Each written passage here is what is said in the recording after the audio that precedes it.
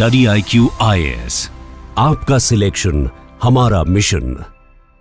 Hello everyone, जय हिंद and welcome to the platform of study IQ। आप सभी का स्वागत है स्टडी IQ IAS के प्लेटफॉर्म पर। और यहां पर आज हम बात करने वाले हैं आपका beginners guide to public administration. तो कई बार आपने सोचा होगा कि कौन सा ऑप्शनल लिया जाए, राइट? कई बार ये माइंड में आता होगा ऐसा ऑप्शनल चूज करना चाहिए जो आपको सबसे ज्यादा हेल्प करे in your GS preparation. But at the same time फिर एक कंफ्यूजन होता है। वो कंफ्यूजन ये होता है कि क्या ग्रेजुएशन सब्जेक्ट होना जरूरी है या फिर अल्टीमेटली मैं ऐसा ऑप्शन चूज करूं जो कि बाकी सब चूज कर रहे हैं, है ना? काफी सारी जो भीड़ है, जो भेड़ चाल है, वो आपका किस तरफ जा रही है उसको देखकर फिर चूज करूं। अपने दोस्तों से पूछता हूं कौन सा ऑप्शनल आप ले रहे हो, है ना? These are the some things that comes into our mind. और बिलीव मी, जब मैं शुरुआत कर रहा था अपनी तैयारी की, मेरे सामने भी ये सारे प्रॉब्लम्स थे, ये सारे आपके क्वेश्चंस थे। बट देन आई थॉट कि मेरे को वो ऑप्शन लेना है जो कि आपका सबसे इजी हो। ठीक है, इजी मतलब ज्यादा सिलेबस ना हो, क्योंकि हमारे पास इतना टाइम नहीं होता। हमारे पास जो है इतना सब कुछ पढ़ने के लिए होता है। GS का सिलेबस इतना वास्ट है, और अगर मैं एक वास्ट ऑप्शनल लेकर बैठ जाऊं, suppose I take history, I take geography, ऐसा नहीं है लेते नहीं है लोग, बिल्कुल लेते हैं। लेकिन अगर मैं इतना बड़ा एक ऑप्शनल लेकर बैठूंगा तो फिर मैं अपने GS को कब प्रिपेयर करूंगा? ठीक है, तो ये एक सबसे बड़ा हमारे सामने डिलेमा होता है, या फिर आप कह सकते हो एक बहुत बड़ा एक क्वेश्चन मार्क होता है कि हम कैसे ये डिसाइड करें कि कौन सा आपका ऑप्शनल जो है वो आपके लिए सबसे अच्छा है। तो यहां पर मैं आपको बता दूं बेटा कि बहुत सारी चीजें होती हैं जो कि आपको दिमाग में रखनी है, ठीक है, और उन सब चीजों को लेकर ही आपको फैसला करना है। सबसे पहली चीज है आपका इंटरेस्ट। मैं ये नहीं कहूंगा कि आप ये देखो भाई GS में कितना उसका सिलेबस है और कहां पर कितना सिलेबस है, वो सब मैटर बाद में करता है। सबसे पहले मैटर करता है इंटरेस्ट। भाई अब मैं हूं, ठीक है, मेरे से आप कहोगे सर आप हिस्ट्री ऑप्शनल ले लो, तो मैं नहीं ले पाऊंगा क्योंकि हिस्ट्री में मेरा इंटरेस्ट ही नहीं है। तो अल्टीमेटली आपको कम से कम 4-5 ऐसे ऑप्शंस देखने हैं जहां पर कि आपका इंटरेस्ट अलाइन करे। जैसे फॉर एग्जाम्पल मैं आपको बताता हूं, जब पब्लिक एडमिनिस्ट्रेशन की बात करते हैं तो इसका जो पेपर 2 है वो पूरा का पूरा पॉलिटी है, पॉलिटी और गवर्नेंस। बल्कि और आगे जाकर उसमें बातें होती हैं, बिल्कुल डिस्ट्रिक्ट एडमिनिस्ट्रेशन वगैरह की हम बातें करते हैं। तो यहां पर अगर हम देखें तो ये पूरी तरीके से अलाइन करता है आपका पॉलिटी और गवर्नेंस के साथ। ठीक है, तो आप जब GS पढ़ रहे हैं और आपको इंटरेस्ट आ रहा है, आपको मजा आ रहा है आर्टिकल्स पढ़ने में, आपको मजा आ रहा है ये देखने में कि यार कैसे प्रेसिडेंट जो है वो काम कर रहा है, कैसे गवर्नर काम कर रहा है, तो देन बहुत इजी हो जाता है पब्लिक एडमिनिस्ट्रेशन को चूज करना अगर आप अलाइन करते हो पॉलिटी और गवर्नेंस के साथ। ठीक है, ये बहुत इंपॉर्टेंट चीज है। तो सबसे पहले आपको देखना है कि आपका इंटरेस्ट कहां लाई करता है। बहुत सारे बच्चे हैं जो ज्योग्राफी लेते हैं, ठीक है, बहुत सारे बच्चे जो हिस्ट्री लेते हैं, वास्ट है, लेकिन साथ ही साथ क्यों लेते हैं? वो इसलिए लेते हैं क्योंकि उनका इंटरेस्ट है। अगर आपका इंटरेस्ट ही नहीं है और मैं आपसे कहूं कि आपको एक जो है एक चैप्टर पढ़ना है, तो क्या होगा? नींद आने लगेगी। तो इसलिए most important factor while choosing any optional is your interest, not anything else जो कि आपको कोई भी बताए। ठीक है, उसके बाद फिर आता है कि आपका GS का कितना पार्ट वो कवर करता है। अब पब्लिक एडमिनिस्ट्रेशन की बात अगर मैं करूं तो पब्लिक एडमिनिस्ट्रेशन आपका GS पेपर 2 कवर करता है, क्योंकि आपका पूरा पॉलिटी एंड गवर्नेंस का पार्ट जो है वो हम पढ़ते हैं किसमें? पब्लिक एडमिनिस्ट्रेशन में। जब हम बात करते हैं आपका पब्लिक एडमिनिस्ट्रेशन की, तो बीइंग अ डिस्ट्रिक्ट एडमिनिस्ट्रेशन या एडमिनिस्ट्रेटर, है ना, एक डिस्ट्रिक्ट में आप एक एडमिनिस्ट्रेटर की तरह आप पोस्ट होंगे, तो then we talk about the another thing as well, that is disaster management. तो हम डिजास्टर मैनेजमेंट की भी यहां पर बात करते हैं जो आपका पेपर 3 में आता है, GS पेपर 3 में। फिर पब्लिक एडमिनिस्ट्रेशन में हम बात करते हैं अकाउंटेबिलिटी एंड कंट्रोल की, एथिक्स की, इन गवर्नेंस की, और वो पूरा का पूरा क्या है? आपका GS पेपर 4 का पार्ट है। तो आप अगर देखो तो आपका 3 GS के पेपर्स यहां पर ओवरलैप होते हैं। और फिर ऐसे तो आपका ही जहां पर आपको गवर्नेंस, पॉलिटी और पब्लिक एडमिनिस्ट्रेशन से रिलेटेड आपको क्वेश्चंस मिलेंगे। और इस बार तो UPSC ने हद ही कर दी कि उसने पब्लिक एडमिनिस्ट्रेशन से रिलेटेड डायरेक्टली 3 क्वेश्चन आपके प्रीलिम्स में भी पूछ लिए। तो इसलिए अगर मैं बात करूं, आपको ये सब चीजें ध्यान में रखकर ही एक ऑप्शनल को चूज करना चाहिए, ना कि और कोई बातें जो कोई आपको बताए। अब यहां पर सबसे इंपॉर्टेंट चीज है कि अगर आप पब्लिक एडमिनिस्ट्रेशन चूज करते हैं तो कौन सी चीजें आपको एज अ बिगनर आपको अपने दिमाग में रखनी है। तो ये 6 चीजें बेटा ध्यान में रखना। सबसे इंपॉर्टेंट चीज तो ये है कि व्हाइल स्टार्टिंग, बिगनर को आप as a beginner you must know about what is public administration, यानी कि जो डिसिप्लिन है, उसका स्कोप है, और वो क्यों मैटर करता है एक फ्यूचर एडमिनिस्ट्रेटर के लिए। फिर second thing is about the exam structure और वेटेज, कि कैसे 500 मार्क्स वो आपका डिस्ट्रीब्यूटेड है दोनों पेपर्स में, पेपर 1 में, पेपर 2 में। And then syllabus walk through, यानी कि आपको पता होना चाहिए दोनों पेपर्स में टॉपिक बाय टॉपिक क्या पूछा जाता है। फिर आपका शुड यू चूज इट, कि आपका सक्सेस रेट क्या है, प्रोज और कॉन्स क्या है, और साथ ही साथ किसके लिए ये आपका ज्यादा सूट करता है। देन बुक लिस्ट और रिसोर्सेज प्लस आपका 4 मंथ का स्टडी रोड मैप, ये सभी चीजें आपको पता होनी चाहिए। अब सबसे पहले हम बात करते हैं आपका कि व्हाट इज पब्लिक एडमिनिस्ट्रेशन, यानी कि जो लोक प्रशासन है वो एक्चुअली में है क्या। तो study of administration is public administration, आप कह सकते हैं।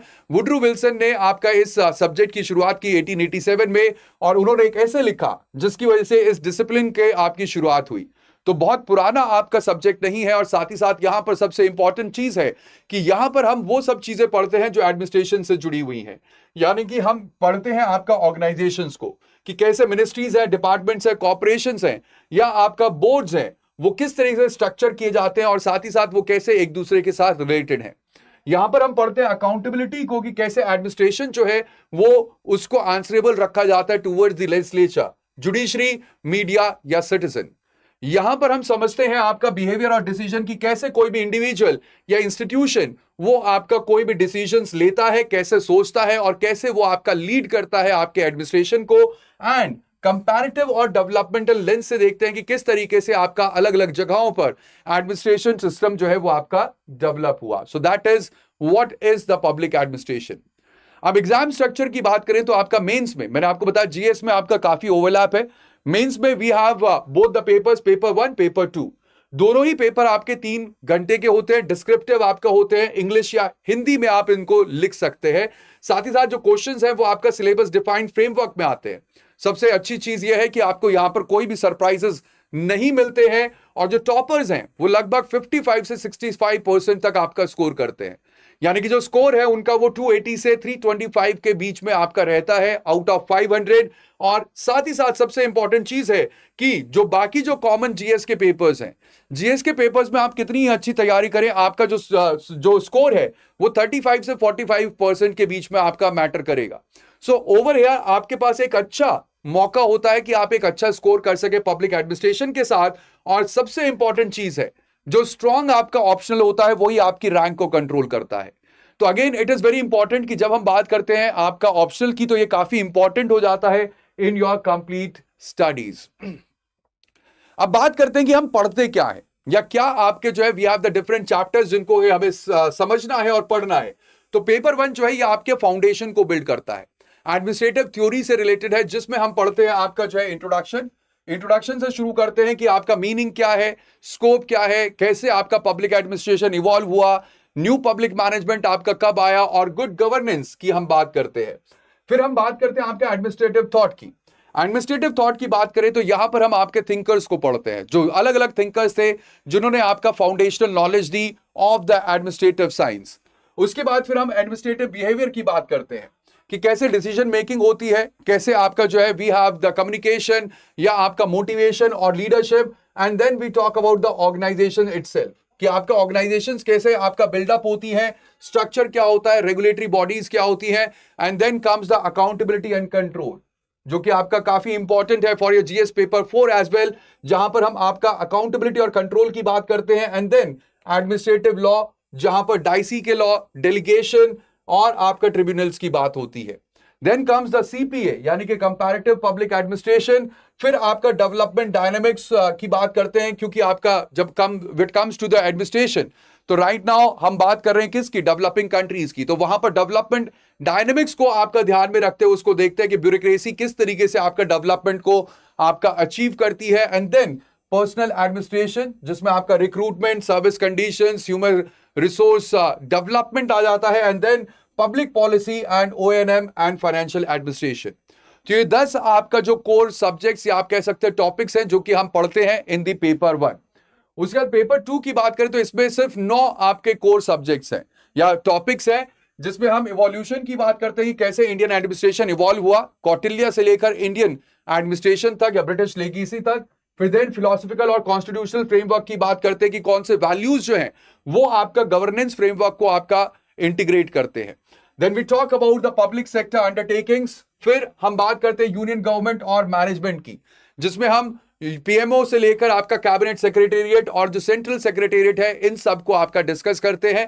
Then comes the plans and priorities, जहां पर प्लानिंग मशीनरी, डिसेंट्रलाइज प्लानिंग आ जाती है। Then comes state government administration, फिर आपका स्टेट के बाद डिस्ट्रिक्ट की बात होती है, एंड फिर सिविल सर्विसेज, यानी कि किस तरीके से रिक्रूटमेंट, न्यूट्रलिटी और रिफॉर्म्स जो है वो हमारे यहां पर आपका लेकर आए गए in the civil services. And then comes financial management, law and order और सोशल वेलफेयर एडमिनिस्ट्रेशन। तो ये आपका कोर टॉपिक्स है when it comes to paper 1 and paper 2 in public administration, जो कि आपको पता होना चाहिए। अब पब्लिक एडमिनिस्ट्रेशन एक्चुअली में स्टैंड कहां करता है, तो आप देखोगे कि ये आपका जो है this is the indicative success rate. अब जो पब्लिक एडमिनिस्ट्रेशन है वो ना तो बहुत ज्यादा आपका जो है इन दी हायर रेंज है, और ना ही आपका जो है वो आपका इन दी बैक रेंज है, वो कहीं बीच में आपका लाई करता है। तो इसलिए again when it comes to public administration it is not a bad optional. Only the problem is that बहुत सारे, मैं यहां पर बिल्कुल साफ कहूंगा कि बहुत सारे लोग पब्लिक एडमिनिस्ट्रेशन को यूपीएससी लेंस के साथ आपका नहीं समझा पाते। वो उनके पास थ्योरेटिकल नॉलेज तो होती है, ठीक है, BL फाडिया पढ़ लिया या फिर आपका M लक्ष्मीकांत पढ़ ली, तो थ्योरेटिकल नॉलेज तो है, लेकिन जो कंसेप्चुअल डेप्थ चाहिए और आपका जो इंटरलिंकेज चाहिए वो आपका डेवलप नहीं कर पाते। और यही प्रॉब्लम है कि आपका पब्लिक एडमिनिस्ट्रेशन में ज्यादा लोग आपका सक्सेसफुल नहीं कर पाते हैं, बहुत अच्छा मार्क्स नहीं ले पाते हैं, क्योंकि उनको समझ में नहीं आता कि कैसे आपका आंसर राइटिंग में आपको अपने इंटीग्रेशन को लेकर आना है। नाउ आपको ये चूज करना है नहीं चूजना है, ये आपका अपने आप जो है डिसाइड करना है। लेकिन सबसे इंपॉर्टेंट चीज है, अगर आप डिसाइड करें तो ये किसके लिए इंपॉर्टेंट है या आपको क्यों चूज करना चाहिए। ये जो है आपका काफी कॉम्पैक्ट है, वेल डिफाइंड आपका सिलेबस है, और आराम से आप इसको 4 से 5 महीने में आप कवर कर सकते हैं, ठीक है। इसी के साथ साथ डायरेक्ट ओवरलैप है आपका जीएस पेपर 3, 4 और आपका जो है सेकंड के साथ और एसए के साथ। अबंडेंट स्टैंडर्ड बुक्स है, कोचिंग है और पीआर मटेरियल है। कोई भी प्रायर एकेडमिक बैकग्राउंड आपको नहीं चाहिए, यानी कि ये बिल्कुल बिगिनर फ्रेंडली है। आपको अगर पब्लिक एडमिनिस्ट्रेशन का पी भी नहीं पता तो भी आप आराम से इसको आप जो है अच्छे से एसिमुलेट कर पाएंगे, और ये प्रैक्टिकल अंडरस्टैंडिंग आपका क्रिएट करता है for the job you are training for. आप चाहते हैं कि आप पब्लिक सर्वेंट बने, आप ब्यूरोक्रेसी में जाएं, तो अल्टीमेटली आपको वो नॉलेज देता है कि एक एज अ पब्लिक सर्वेंट आपकी लाइफ क्या होगी और जो एडमिनिस्ट्रेशन है वो एक्चुअली क्या होता है। तो ये आपको प्रैक्टिकल अंडरस्टैंडिंग लेकर आता है, और ये स्ट्रॉन्ग बैंक है यहां पर आपका पीवाईक्यू पैटर्न्स का, जिसकी वजह से हम आसानी से प्रेडिक्ट कर सकते हैं कि क्वेश्चन स्टाइल क्या होगा और किस तरीके का क्वेश्चन जो है पूछा जाएगा। इसी के साथ साथ अगर मैं बात करूं आपका, अगर आप यहां पर देखें तो very high subscription means fierce या वेल प्रिपेयर्ड कंपटीशन। साथ ही साथ आप देखोगे तो आंसर में यहां पर क्या चाहिए, एक डिमांड प्रिसीजन है। अल्टीमेटली यहां पर वेग या जीएस स्टाइल राइटिंग जो है अगर आप करते हैं तो आपको मार्क्स नहीं मिलते। इसी के साथ साथ स्टैटिक थ्योरी जो है वो रिपीटेटिव लग सकती है, क्योंकि थ्योरी है तो ऐसा लगेगा बार बार वही चीज पढ़ रहे हैं, ठीक है, चाहे टेलर है चाहे उर्विक गुलिक है। तो यहां पर अगर मैं बात करूं स्टैटिक थ्योरी को आपको करंट अफेयर्स के साथ इंटीग्रेट करना, अगर आप नहीं करोगे तो आप बोर हो जाओगे। प्लस जो आपका स्कोर्स है वो आपका रेस्पेक्टेबल है लेकिन स्पेक्टिकुलर नहीं है। तो अल्टीमेटली यहां पर सबसे इंपॉर्टेंट चीज है कि आपके पास बहुत ही कम निक ऑप्शनल्स हैं, एंड अल्टीमेटली अगर हम यहां पर अपना स्कोर मैक्सिमाइजेशन करने की कोशिश करें तो बिल्कुल हो सकती है, लेकिन आपको एक प्रॉपर गाइडेंस चाहिए, and ultimately that guidance will be provided on the platform of study IQ, ठीक है। एंड जो सक्सेस है वो इस पे डिपेंड करती है कि आप ओरिजिनल थिंकर्स की टर्मिनोलॉजी को आप जो है हेवीली रिलाई करते हैं, and not just the concepts. So that is again, अगर आप ऐसा सोच रहे हैं कि सिर्फ आप जो है बुकिश लैंग्वेज लिखकर आ जाएंगे, आप जो है डेफिनेशंस रट लेंगे, जो कि मोस्टली पब्लिक एडमिनिस्ट्रेशन के स्टूडेंट्स करते हैं, बिल्कुल मार्क्स नहीं मिलेंगे। तो ये बहुत जरूरी है कि आपको समझना है कि किस तरीके से मार्क्स फेच करने हैं, और इसके लिए इंपॉर्टेंट है कि आपका जो है आपको समझ में आना कि आंसर राइटिंग फ्रेमवर्क क्या होना चाहिए, कैसे आपको अपने आंसर्स को मोल्ड करना है। नाउ अगर मैं बात करूं आपका, तो अल्टीमेटली जो पब्लिक एडमिनिस्ट्रेशन है ये उन बच्चों को सूट करता है जो जिनका कोई भी बैकग्राउंड नहीं है और फर्स्ट अटेम्प्ट है। So if you are over here, तो अल्टीमेटली आप अगर यहां पर देखें तो यहां पर अगर आपको एक सब्जेक्ट चाहिए जहां पर आपका जीरो प्रीरेक्विजिट नॉलेज है आपके पास, या उसके लिए कोई भी नॉलेज नहीं चाहिए, तो then you have the public administration. इसी के साथ साथ वर्किंग प्रोफेशनल्स के लिए आपका पब्लिक एडमिनिस्ट्रेशन बहुत सूट करता है। Why? Because they have limited time to devote for their studies. तो वो जो लिमिटेड टाइम है वो कहां पर डिवोट करे, वो ऑप्शनल पे डिवोट करे या फिर वो आपका जो है जर्नल स्टडीज पे डिवोट करे। तो अल्टीमेटली यहां पर आपको पता है कि एक ओवरलैप काफी है, जीएस काफी आपका प्रिपेयर हो जाता है with the public administration, and ultimately वो लिमिटेड टाइम में आप 2 मतलब एक तीर से आप दो निशाने आप साध सकते हैं, ठीक है। Then it is very important कि आप अगर स्ट्रॉन्ग और स्ट्रक्चर्ड राइटर हैं तो then this is optional for you, क्योंकि यहां पर क्लीन ऑर्गेनाइज पॉइंट्स में आप अगर लिखेंगे तो you will fetch more marks. And then aspiring field administrator as well, that is all of you. अगर आप ये सेशन देख रहे हैं तो आप सभी चाहते हैं कि आप एक एडमिनिस्ट्रेटर बने, एंड एक एडमिनिस्ट्रेटर बनने के लिए इंपॉर्टेंट है, मैं हमेशा अपने बच्चों को बोलता हूं कि आपको जो भी बनना है आपको उस जैसा एप्टीट्यूड रखना होगा, वो एप्टीट्यूड आपको डेवलप करना होगा, राइट। अगर हम बात करें पेपर 2 की, सी सैट है ना, प्रीलिम्स की बात करूं तो that is civil services aptitude test, क्योंकि यूपीएससी भी ये जानता है कि अगर आपके अंदर वो एप्टीट्यूड है तो ही आप वहां पर जा पाएंगे। और ये सिर्फ सिविल सर्विसेज के लिए नहीं है, अगर आपके अंदर एप्टीट्यूड है डिफेंस का तो आप डिफेंस सर्विसेज में जा सकते हैं। And ultimately this is very important, क्योंकि वो एप्टीट्यूड डेवलप करता है आपको पब्लिक एडमिनिस्ट्रेशन। ये आपको बताता है कि भाई पब्लिक एडमिनिस्ट्रेशन के लिए या पब्लिक एडमिनिस्ट्रेटर के लिए आपको किस तरीके से सोचना है और क्या आपका जो माइंड है वो उसको किस तरीके से आपको ट्रेन करना है। तो this is apt for you as well. ना मैं बात करूं अगर आपका बुक लिस्ट की, तो these are the certain books जो आप ले सकते हैं पेपर 1 के लिए। एडमिनिस्ट्रेटर थिंकर्स है आपका Prasad Prasad, then public administration theory and practice Avasthi and Maheshwari, then public administration in theory and practice by MP Sharma, फिर new horizons of public administration Mohit Bhattacharya, and आपका सिलेक्टेड आर्टिकल्स आप पढ़ सकते हैं साइमन वाइट गुलिक और साथ ही साथ शाफ्रिड्स और हाइड के। पेपर 2 की बात करें तो पेपर 2 के लिए आप जो है बुक ले सकते हैं, इनमें से we have Indian administration by Rumki Basu या अवस्थी एंड अवस्थी, फिर public administration in India by SR Maheshwari, Indian government and politics BL Fadia, लेकिन बीएल फाडिया बहुत बड़ी है तो इसको सिलेक्टेड चैप्टर्स ही हमें पढ़ने हैं। योजना कुरुक्षेत्र बहुत इंपॉर्टेंट है, और daily Hindu is also very important, and second ARC की कुछ जो सिलेक्टिव रिपोर्ट्स है वो आपके लिए काफी इंपॉर्टेंट है जब हम बात करते हैं आपका when it comes to the Indian administration या फिर पेपर 2। लेकिन अगर मैं बात करूं इन सभी बुक्स की जगह आपको एक्चुअली में क्या चाहिए, आप सिर्फ एक बुक ले सकते हैं, that is M Laxmikanth public administration, ठीक है। उसमें आपका पेपर 1 पेपर 2 दोनों कवर्ड हैं। फिर उसके अलावा आपकी दूसरी बुक जो है that is Prasad administrative thinkers. इसके अलावा आपका मोहित भट्टाचार्य की जो न्यू हॉराइजन्स इन पब्लिक एडमिनिस्ट्रेशन है वो ले सकते हैं, ये 3 बुक्स। और उसके साथ साथ you can enrol into the course on the platform of study IQ, क्योंकि यहां पर क्लास में आपको हैंड रिटन नोट्स के साथ साथ आपको जो है पीपीटी नोट्स मिलेंगे, यानी कि PDF notes will be provided, जो कि हम पढ़ेंगे अपनी क्लास में उसके नोट्स। उसके साथ साथ आपको 1 पेज रिवीजन नोट मिलेगा, जहां पर आपका पूरा जो टॉपिक है वो सिर्फ 1 पेज में आपका समराइज्ड होगा, ताकि आपको रिवीजन करने में ज्यादा प्रॉब्लम ना हो। So ultimately this is what you can do if you are going for the public administration as the optional.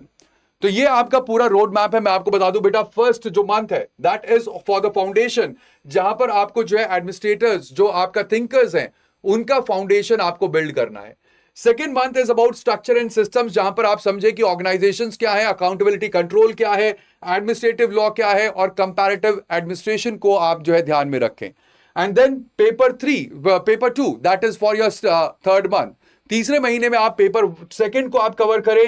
And then in your 4th month extensive जो आंसर राइटिंग है वो आपको करनी चाहिए, that is a complete road map for your 4 month. इसी के साथ साथ इट इज वेरी इंपॉर्टेंट कि आप स्टैटिक को करंट अफेयर्स के साथ लिंक करें, ठीक है। जो आप स्टैटिक बेस है, चाहे वो थ्योरी है, थिंकर है, कंसेप्ट है, उसको आप क्या करें, करंट एग्जाम्पल्स के साथ देखें।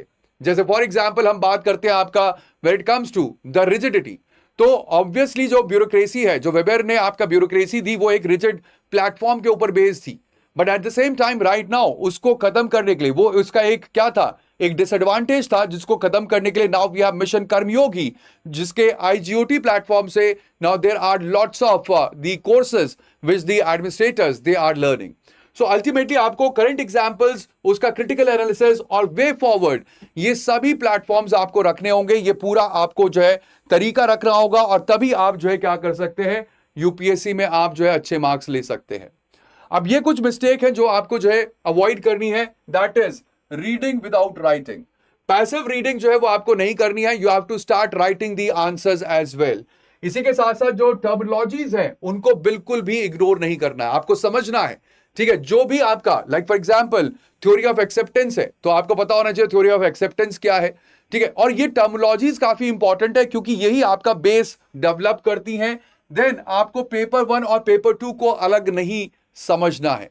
जब हम पेपर 1 पढ़ें तो आपको पेपर 2 के साथ इंटीग्रेट करना है, पेपर 2 पढ़ें तो उसको पेपर 1 के साथ इंटीग्रेट करना है, और साथ ही साथ करंट अफेयर्स को आपको इंटीग्रेट करना है। प्लस बहुत सारे सोर्सेस को आपको कलेक्ट नहीं करना है। ये बहुत इंपॉर्टेंट है, क्योंकि मैंने आपको दिखाई इतनी सारी सोर्स लिस्ट है, बुक लिस्ट है, सभी जरूरी नहीं है, और अल्टीमेटली आपको जो है पीवाईक्यूज को आपको बिल्कुल भी स्किप नहीं करना है। ये चीज आपको ध्यान में रखनी है। Now like I said that we have the public administration course on the platform of study IQ। यहां पर मैं पब्लिक एडमिनिस्ट्रेशन में आपको वो सारी चीजें सिखाता हूं। I do not go with the bookish knowledge. मैं आपको ना तो कोई डेफिनेशन देता हूं, ना ही आपको कुछ बताता हूं कि क्या डेफिनेशन है, क्या चीज है, क्या नहीं है। यहां पर हम पूरी तरीके से आपका जो सिलेबस है उसको कवर करते हैं through the angle and the lens of UPSC. जैसे कि यूपीएससी हमसे चाहता है इंटीग्रेशन। हम जब पेपर 1 पढ़ते हैं उसके बाद पेपर 2 को इंटीग्रेट करते हैं, हम क्रिटिकल एनालिसिस करते हैं, साथ ही साथ हम यहां पर आपका जो है इंटीग्रेशन करते हैं उसको डिफरेंट एग्जाम्पल्स के साथ। और ये बहुत इंपॉर्टेंट है, क्योंकि आपको बुकिश नॉलेज तो किताबों से भी मिल जाएगी, लेकिन सब्जेक्ट को समझना और समझने के बाद पढ़ना वो सबसे ज्यादा इंपॉर्टेंट हो जाता है। और सबसे इंपॉर्टेंट चीज ये है कि अपनी जो समझ है उसको यूपीएससी के साथ अलाइन करना। तो आप ज्वाइन कर सकते हैं पब्लिक एडमिनिस्ट्रेशन बैच मेरे साथ, and here you will get live classes along with test series. और सबसे इंपॉर्टेंट चीज ये है कि आपको कोड यूज करना है BRS लाइव। अगर आप ये कोड यूज करेंगे तो आपको मैक्सिमम डिस्काउंट मिलेगा on the platform of study IQ। So that would be all. Thank you, bye bye, take care, जय हिंद, अपना ध्यान रखें, एंड मिलते हैं बहुत जल्द पबैड के ऑप्शनल बैच में। थैंक यू एंड जय हिंद। स्टडी IQ IAS, आपका सिलेक्शन